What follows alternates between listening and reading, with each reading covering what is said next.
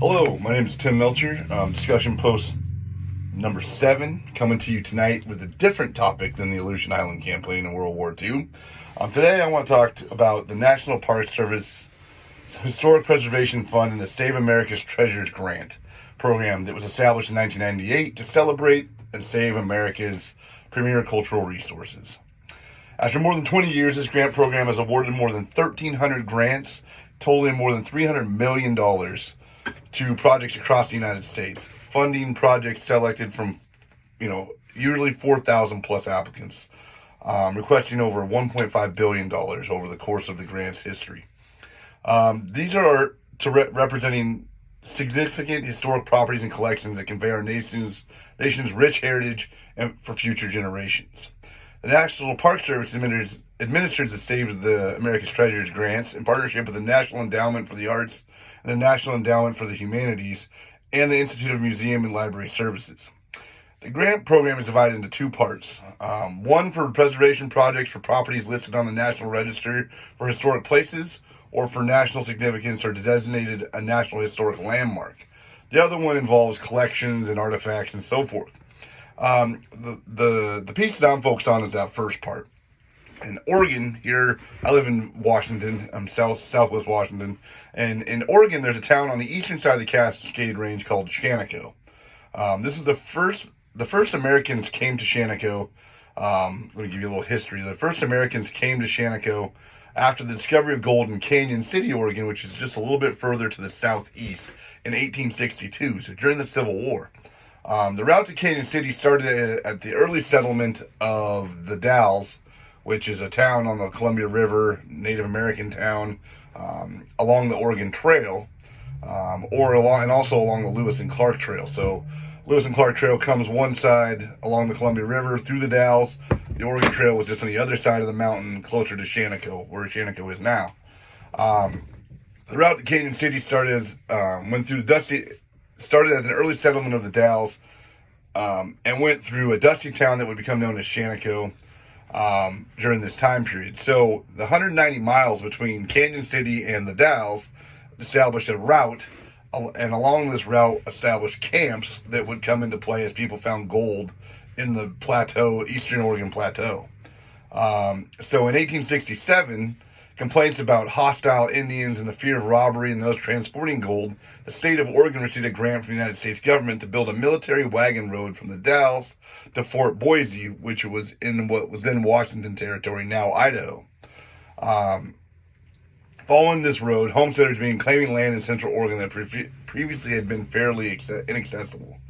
So one of these settlers was August Chernow, who came to the area after the Civil War, and in 1874, and by February of 1901, the city of Shaniko had become an incorporated city under August's supervision.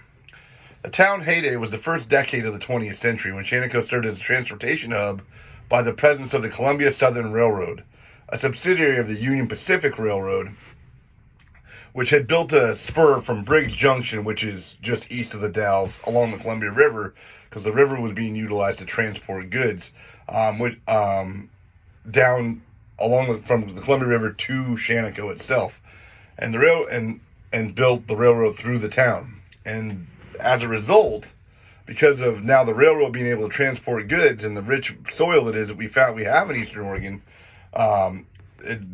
Shaniko became known as the wool capital of the world, and it was regional center for over 20,000 square miles of wool, wheat, cattle, and sheep production, with no other place in the Eastern Oregon area. It was the only place east of the Central Cascades that was producing this much goods. It became the hub of the whole region.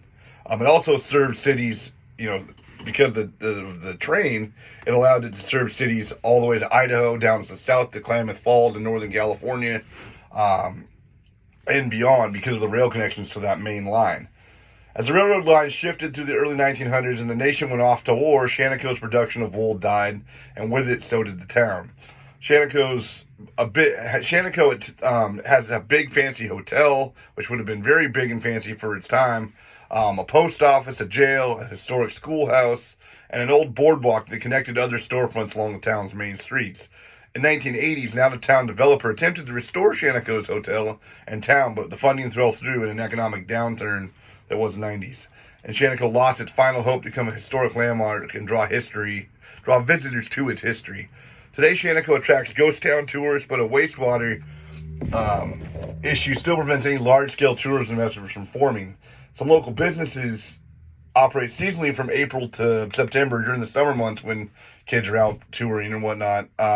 Families are out exploring Eastern Oregon, but to accommodate the tourists, those, in an effort to try to draw people to Shaniko, on what they call Shaniko Row, which is that main street of what the town used to be, with all the storefronts and so forth. In an effort to bring Shaniko's history to light, it's important that the development to the state and its importance to the development of the state of Oregon's history and its status as an American treasure, my grant proposal would be for the funding to refurbish the historic hotel, the old schoolhouse, the post office, and the jail in Shaniko so they can be added as a National Historic Site and bring tourism to the high plateaus of Eastern Oregon.